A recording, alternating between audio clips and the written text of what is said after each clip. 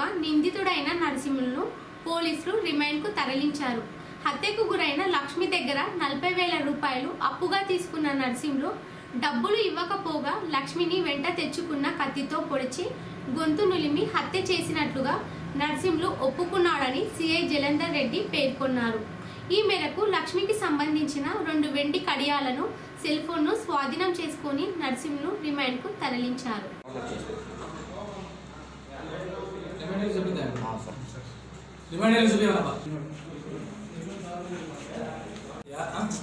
Yalala police station నందు తేదీ 28/2/2021 రోజు బేగరి పద్మమ్మ పగడియాలకు చెందిన వ్యక్తి నా కూతురు కనపడతలేదని పోలీస్ స్టేషన్కి వచ్చి కంప్లైంట్ ఫిర్యాదు చేయడం జరిగింది.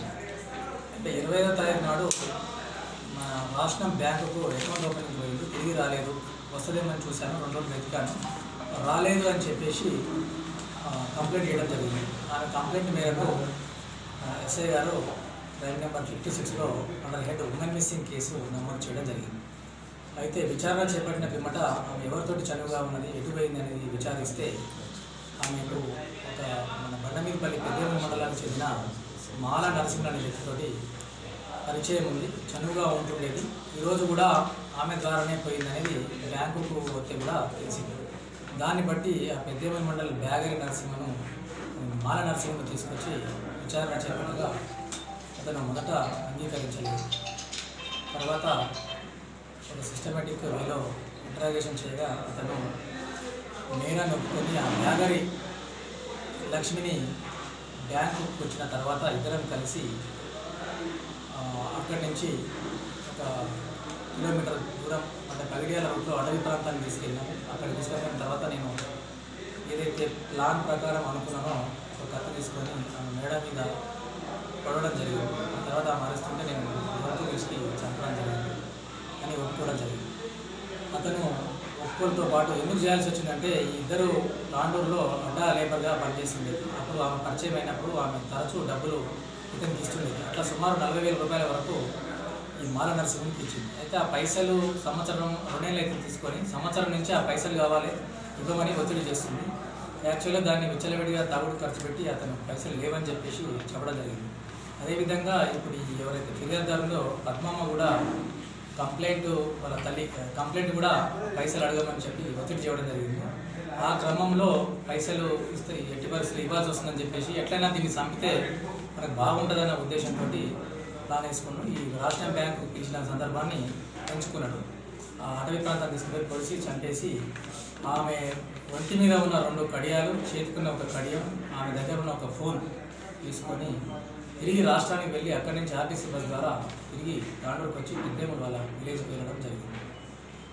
అదేవిధంగా నేరస్తుని ఒప్పుకోల మీద మేము దీన్ని మర్డర్ కేసుగా ఆల్టర్ చేసి ఆ బాడీని కూడా ట్రేస్ చేసి ఆ బాడీ వాళ్ళ అమ్మకు చూస్తే ఆ బాడీ దగ్గర ఉన్న మన ఆధార్ కార్డు, తర్వాత చీర అవన్నీ గుర్తుపట్టి మా అమ్మాయి అని చెప్పి గుర్తుపట్టడం జరిగింది. ఆ తర్వాత ఇతని ఇంటి దగ్గర కూడా అక్కడే శవపంచనామా నిర్వహించి డాక్టర్ని పిలిపించి స్పాట్ శవపంచనామా, అప్పటికే బాడీ అంతా కుళ్ళిపోయిన స్థితిలో ఉన్నది, అస్థిపంజర వెనకాల ఉంది. అక్కడనే పంచనామా చేసి ఇతని వద్ద ఉన్న ఇతని ఇంటి దగ్గర ఉన్న 2 కడియాలు, సెల్ ఫోన్ మరియు ఇంకొక కడియాన్ని అమ్మినని చెప్పింది. దానికి సంబంధించి 400,000 రూపాయలను మనము సీజ్ చేయడం జరిగింది. ఈరోజు నిన్న అరెస్ట్ చేసి ఈరోజు కోర్టులో ప్రవేశపెడుతుంది. పట్టభద్రుల సమస్యల పరిష్కారం కోసం జీవోల అమలు కోసం అమరణ దీక్షకైనా సిద్ధమేనని పట్టభద్రుల ఎమ్మెల్సీ స్వతంత్ర అభ్యర్థి గాల్రెడ్డి హర్షవర్ధన్ రెడ్డి పేర్కొన్నారు. ఈ సందర్భంగా గురువారం తాండూరు పట్టణంలోని తులసి గార్డెన్లో పట్టభద్రుల ఎమ్మెల్సీ ఎన్నికల సన్నాహక సమావేశంలో స్వతంత్ర అభ్యర్థి హర్షవర్ధన్ రెడ్డి పాల్గొన్నారు. ఈ సందర్భంగా ఆయన ఎమ్మెల్సీ ఎన్నికల్లో తనను గెలిపిస్తే మీ గొంతునై గలమెత్తుతానని అన్నారు. కేంద్ర రాష్ట్ర వ్యతిరేక విధానాలపై నిరంతరం పోరాడతానని పేర్కొన్నారు. ఈ కార్యక్రమంలో ప్రభుత్వ ఉపాధ్యాయులు మరియు ప్రైవేట్ టీచర్ల అసోసియేషన్ ప్రతినిధులు, ఆర్ఎంపీలు, డాక్టర్లు తదితరులు పాల్గొన్నారు. బ్యాక్ పడడం మనకు కనిపిస్తుంది. స్పెషల్లీ ఉద్యోగుల్లో కూడా మనకు ఒక రకమైన నిస్పృహ అనేది కనిపిస్తుంది. అంటే ప్రభుత్వ పరంగా మనకు వచ్చే ఎటువంటి సదుపాయాలు లేకుండా, అదేవిధంగా నిరుద్యోగులే పాపం వాళ్ళకు ఎన్నో రకాలుగా బాధలు అనుభవిస్తున్నారు. అయితే ఈ రకంగా ఈ సమస్య పేరు మన నిరుద్యోగ సమస్య. నిరుద్యోగం అనేది మేమందరం కూడా సారెంట ఉన్నాం. ఆయన దీక్ష చేసినప్పటి నుంచి భద్రప్ప గుడి సాక్షిగా చెప్తున్నా, నేను ఈ రోజు ఆనాడు నేను ప్రైవేట్ కళాశాలలో ఒక అధ్యాపకుడిగా పనిచేస్తున్నా. ఆ రోజు రిలే దీక్షలు కూడా చేయడం అనేది జరిగింది. మేము ఉపాధ్యాయులుగా ఆనాడు పిలిపియకపోతే విద్యార్థులు రోడ్ల మీదకి రాకుండా, ఏ రాజకీయ నాయకులు కాలేదు రోడ్ల మీదకి. నేను బాండ్ పేపర్ మీద రాసిమంటే కూడా నేను రాసిస్తే రోజు ఎవరు కూడా రాలేదు. కదిలింది ఉస్మానియా యూనివర్సిటీ, ఆ తర్వాత ఇక్కడ ఉన్నటువంటి కళాశాల విద్యార్థులు. ఆనాడు ఉపాధ్యాయుడు అనేవాడు విద్యార్థులకు మోటివేషన్ చేయకపోతే విద్యార్థులు కూడా వచ్చేవాళ్ళు కాదు.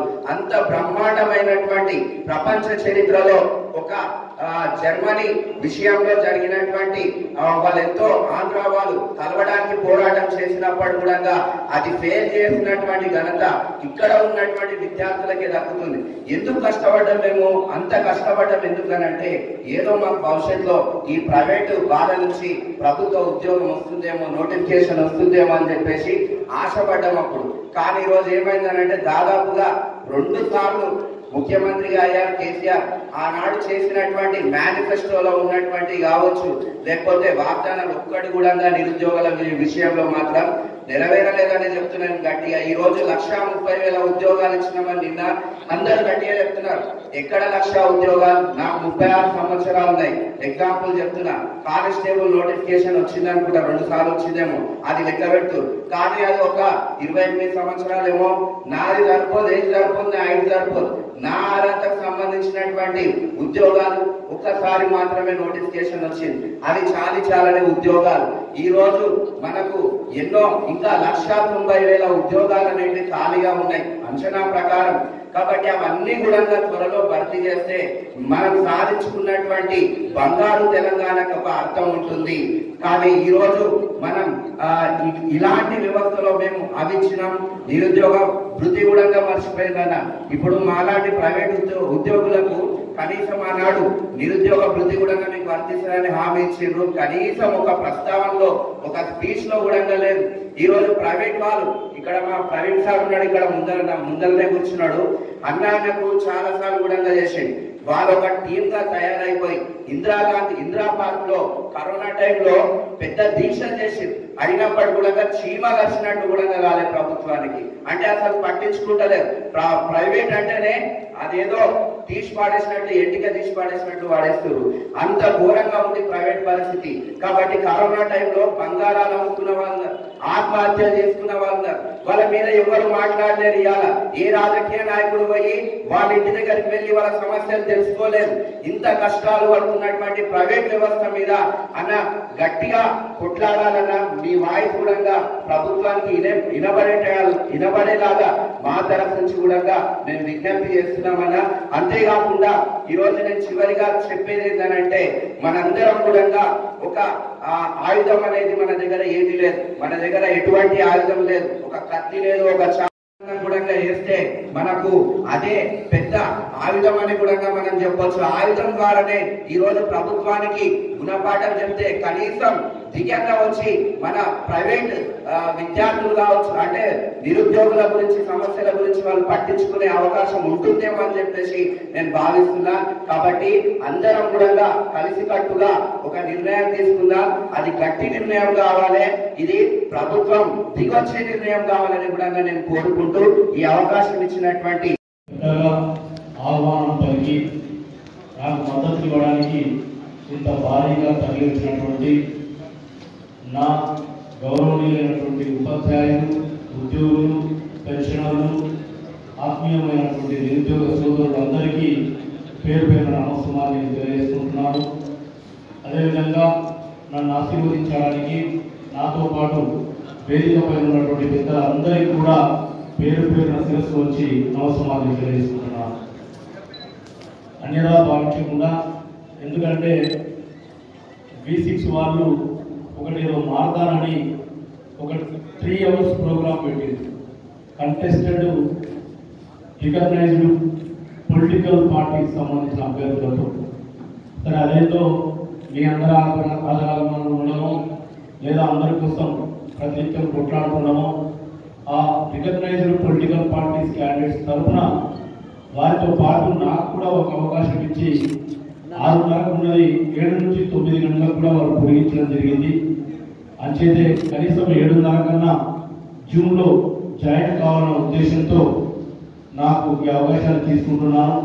ఇక్కడ పెద్దలు దైవ సమానమైనటువంటి వ్యక్తిగా నన్ను పరిచయం చేసినటువంటి యూసుఫ్ అన్న ఎల్ఐసార్ కానీ మా సోదరులు కానీ ఇక్కడ కూడా మాట్లాడలేదు, దయచేసి క్షమించాల్సిందిగా కోరుతూ ఒకటే ఈరోజు ఈ 3 జిల్లాలో జరుగుతున్నటువంటి పట్టభద్రుల ఎమ్మెల్సీ ఎన్నికల్లో ఒక టెక్నికాలిటీగా స్వతంత్ర అభ్యర్థిగా పోటీ చేస్తున్నప్పటికీ నన్ను ఎవరు అడిగినా ఏ మీడియా అడిగినా నేను టెక్నికాలిటీగా స్వతంత్ర అభ్యర్థి కానీ సమాజంలో ఉన్నటువంటి నా ఉపాధ్యాయ ఉద్యోగ పెన్షనర్లతో పాటు ఉన్నత చదువులు చదివి ఉద్యోగాల నోటిఫికేషన్ల కోసం ఎదురు చూస్తున్నటువంటి నిరుద్యోగ సోదరులందరి తరఫున పోటీ చేస్తున్న వ్యక్తిగా నన్ను పరిగణించాలని చెప్తూ వస్తున్నాను. మీకు అందరికీ తెలుసు, తెలంగాణ రాష్ట్రం ఏర్పడ్డదే నియామకాల కోసం. ఆ రోజు మన రాష్ట్రం మనకి ఏర్పడితే మన రాష్ట్రంలో ఉన్నటువంటి ఉద్యోగాలన్నీ మనకే వస్తాయి, కొత్త ఉద్యోగాలు సృష్టించుకోవచ్చు అని చెప్పి తెలంగాణ ఉద్యమానికి ఊపిరి పోసినటువంటి అమరవీరుల ఆ రోజు త్యాగాల ఫలితమే తెలంగాణ. అదేవిధంగా మా తెలంగాణ మాకు వస్తే మా యొక్క హక్కులు కానీ ఆర్థికపరమైనటువంటి అంశాలన్నీ కూడా మాకు సకాలంలో ఎక్కడా కూడా జాప్యం జరగకుండా వస్తాయనుకొని 42 రోజుల పాటు సకల జిల్లాల సమ్మె చేసి ముఖ్యమంత్రి జీతాన్ని కూడా ఆపి తెలంగాణ ఉద్యమ సెగను ఢిల్లీ వరకు రగిలించినటువంటి ఉపాధ్యాయ ఉద్యోగం పెంచిన లోకం మాటి. మరి అటువంటి తెలంగాణ సాధించిన జూన్ 2, 2014 తర్వాత మరి ఇప్పటికీ మన పరిస్థితుల్లో మార్పు ఏమైనా వచ్చిందా అంటే అది పూర్తిగా ముఖ్యమైనటువంటి పరిస్థితి. మరి వల్ల మీరు ఇక్కడ చాలా మంది ఉపాధ్యాయులు, ఉద్యోగులు, సీనియర్ అయినటువంటి పెన్షనర్లు, ఇందాక మాట్లాడిన సోదరులు లాంటి నిరుద్యోగులు అందరం కూడా ఏ ఒక్క వర్గం కూడా తెలంగాణ కోసం జేఏసీగా ఏర్పడి పోరాటం చేసినటువంటి ఏ వర్గం కూడా పూర్తిగా సంతృప్తిగా కాస్తైన సంతృప్తిగా లేని రోజులు ఇవి. అందుకే మన కోసం మన వారిని చట్టసభలోనే కాకుండా ఎక్కడ వీలు దొరికితే అక్కడ వినిపించడానికై రేపు 14 రాబోతున్నటువంటి పట్టభద్రుల ఎమ్మెల్సీ ఎన్నికల్లో నాకు ఒక అవకాశం ఇవ్వాల్సిందిగా ఇక్కడ ఉన్నటువంటి ప్రతి ఒక్క గౌరవమైనటువంటి సోదరుణ్ణి నేను పేరు పేరున వినమ్రంగా వేడుకుంటున్నాను. మీకు తెలుసు, నేను కూడా ఒక 18 సంవత్సరాల పాటు ఉపాధ్యాయుడిగా పనిచేసిన రోజులు, ఉపాధ్యాయ సంఘం మండల నేతగా, రాష్ట్ర స్థాయి అధ్యక్షుడిగా పనిచేస్తున్న కాలంలో అటు తెలంగాణ ఉద్యమంలో కానీ ఉపాధ్యాయ సంక్షేమం కోసం కానీ నాకు చేతనైనంత మేరకు పోరాటం చేసినటువంటి విషయం మీకు అందరికీ కూడా తెలుసు. ఆ క్రమంలోనే 2017 మార్చిలో వచ్చినటువంటి టీచర్ ఎమ్మెల్సీ ఎన్నికల్లో ఒక సంఘం అధ్యక్షుడిగా వారిని వినిపించడం కంటే రాజ్యాంగపరమైనటువంటి చట్టసభల్లో అడిగి ఒక చట్టబద్ధమైనటువంటి సభ్యుడిగా అన్ని విషయాలపై ప్రభుత్వాన్ని నిలదీసి సూచించి ప్రతిపాదించి నా ఉద్యోగ ఉపాధ్యాయ పెన్షనర్లకు కావాల్సిన సౌకర్యాలు సాధించాల్సిన ఉద్దేశంతో 2017లో ఉపాధ్యాయ ఎమ్మెల్సీ ఎన్నికల్లో పోటీ చేసి అనివార్య కారణాలతో ఓడిపోవడం జరిగింది. అయినప్పటికీ కూడా ఇప్పటిదాకా చాలా సగర్వంగా ఉంటుంది.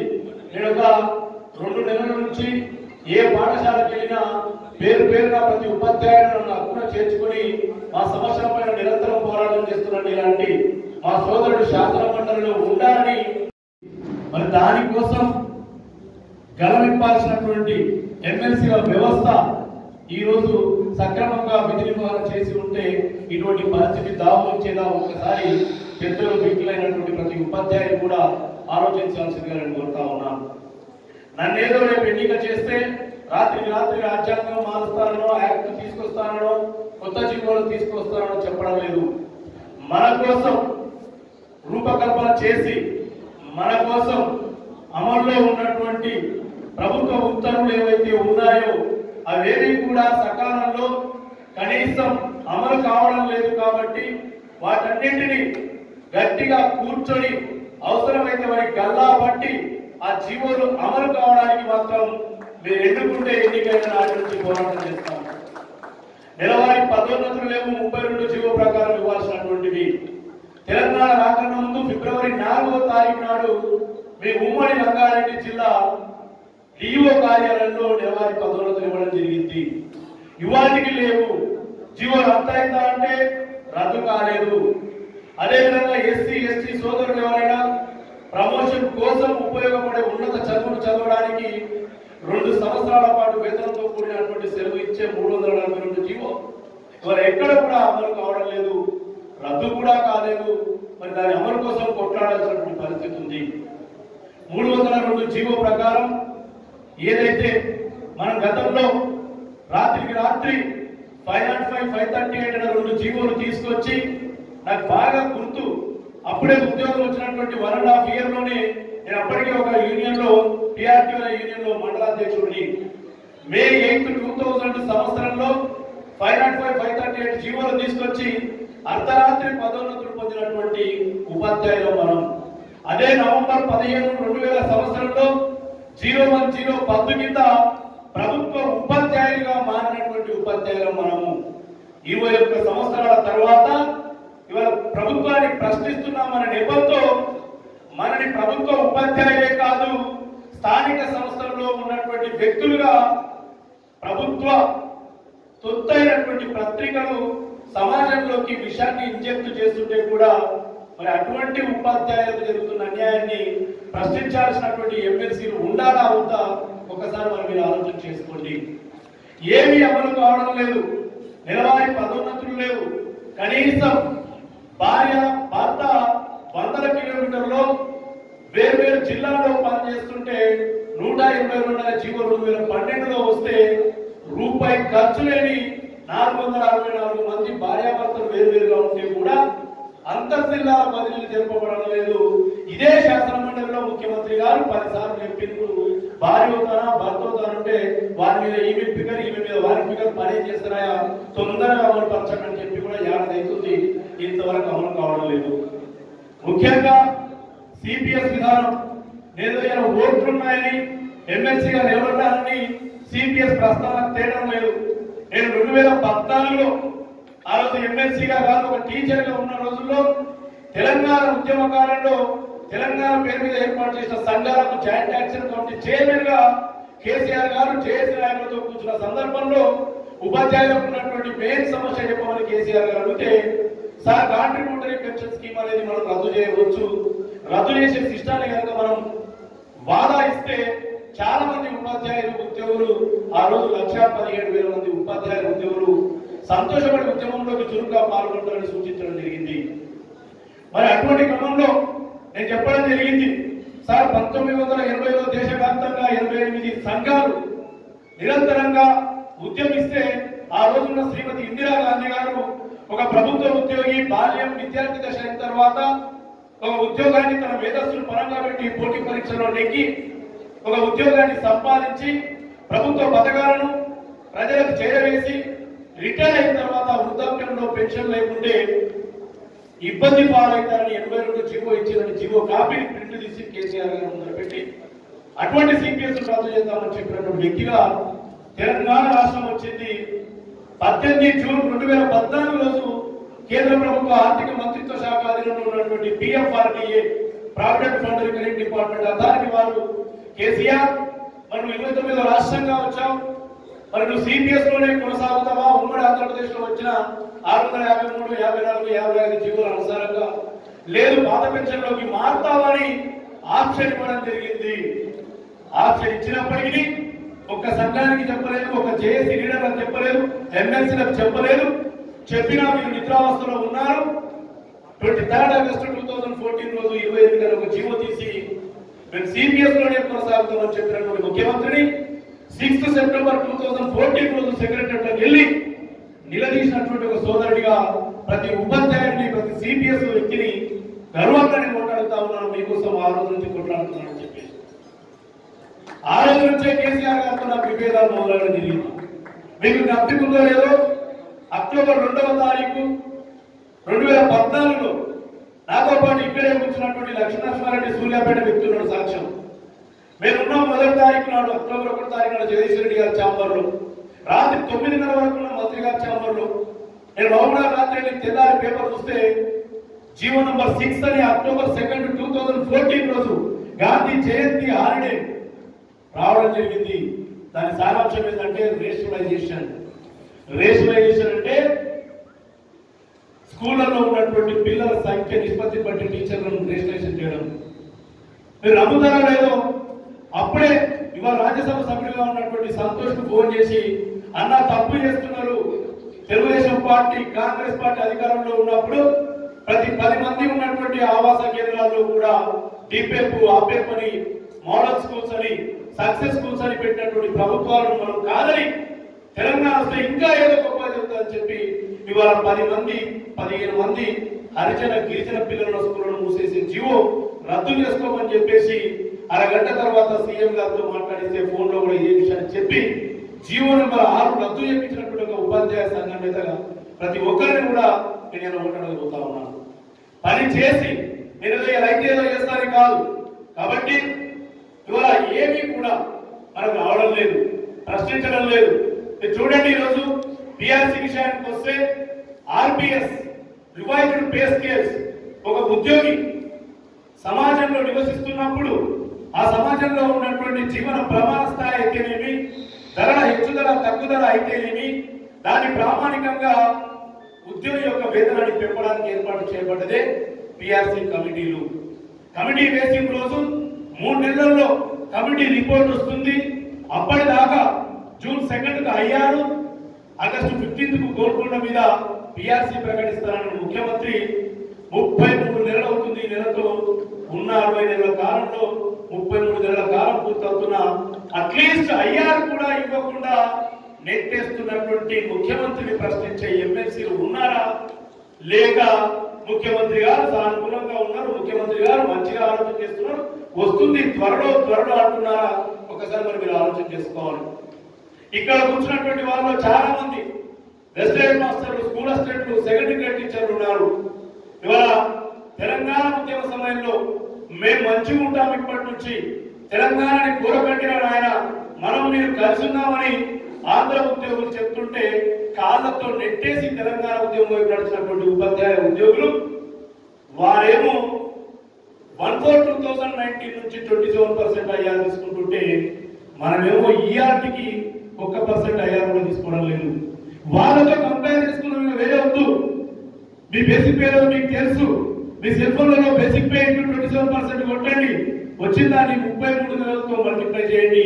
ఒక్కొక్క సీనియర్ గెస్టెడ్ మాస్టర్ 6 లక్షల రూపాయల దాకా నష్టపోయిండు నగదు. ఒక్కొక్క సీనియర్ స్కూల్ అసిస్టెంట్ 5,10,000 దాకా నగదు నష్టపోయిండు. ఒక్కొక్క ఎస్సీటీ 3,50,000 నుంచి 4 లక్షల దాకా నగదు నష్టమిది ఈ 33 నెలల కాలానికి. ఇప్పుడు వస్తుందా, ఎప్పుడు వస్తుందో తెలియదు. ఇవాళకి మార్చిలో ఎమ్మెల్సీ ఎన్నికలు, ఏప్రిల్లో నాగార్జున సాగర్, మే జూన్ జూలైలో మిగతా మున్సిపాలిటీ ఎలక్షన్స్.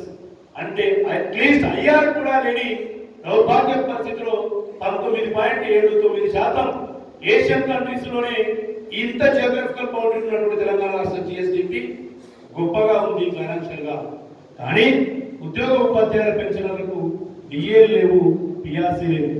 నేను బాగా గుర్తు, 10వ పిఆర్సీ కమిషన్ పవన్ కుమార్ అగర్వాల్ దగ్గర నేను రిప్రజెంట్ చేసినటువంటి అంశం 70 ఏళ్ళు దాటినటువంటి పెన్షనర్స్ ఎవరైతే ఉన్నారో భారతదేశంలో 17 రాష్ట్రాల్లో క్వాంటమ్ ఆఫ్ ఇన్సెంటివ్ ఒక ఇంక్రిమెంట్ ఇస్తున్నారు సార్, మనం కూడా వేయాలని నేను ప్రాతినిధ్యం చేస్తే యాజ్ ఇట్ ఈజ్ గా లాస్ట్ పిఆర్సీ కమిషన్ పేజీలలో 83వ పేజీలో 3వ పేరా మొత్తం కూడా రిప్రజెంటెడ్ బై హర్షవర్ధన్ రెడ్డిని పెన్షనర్ల కోసం PRC commission quantum of incentive సూచించడం జరిగింది.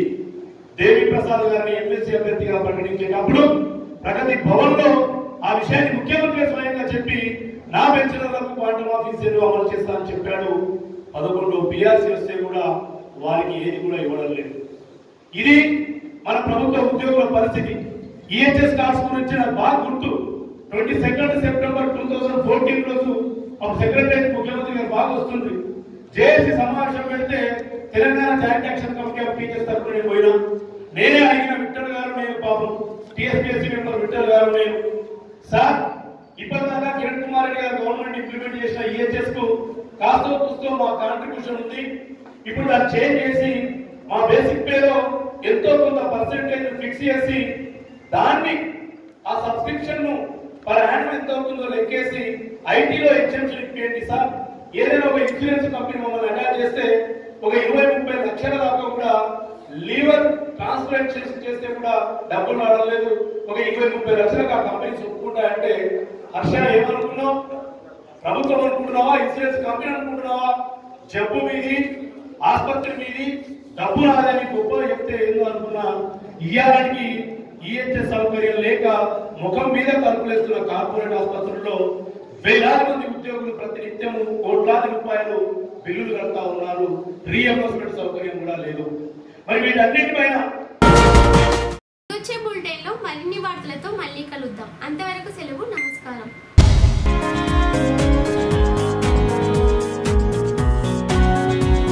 లైక్ చేయండి, షేర్ చేయండి. కోసం ఛానల్ ని సబ్స్క్రైబ్ చేయండి. అలాగే ఇక్కడ ఉండే ఈ గంట సింబల్ ని క్లిక్ చేయండి. మేము అప్డేట్ చేసే ప్రతి వీడియో నోటిఫికేషన్స్ మీకు వచ్చేస్తాయి.